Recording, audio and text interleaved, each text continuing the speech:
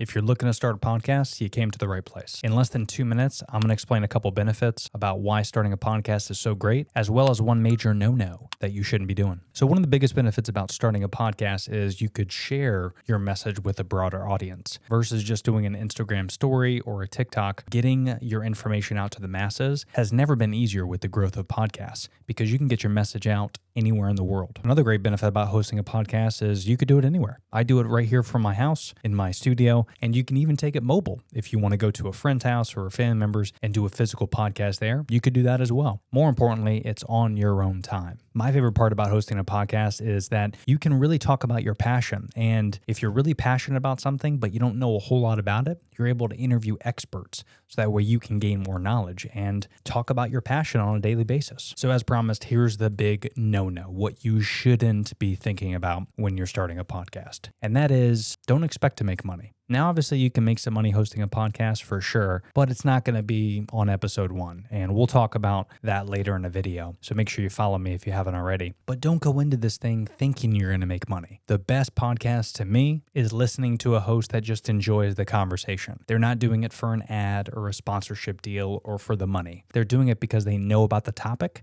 and they're passionate about it. And that, again, to me, is the best podcast. But if you don't know where to start, that's totally okay because my company can not only help you start a podcast, but we can even take your existing podcast and edit every episode to get individual clips so you can promote your podcast the right way on TikTok and Instagram Reels.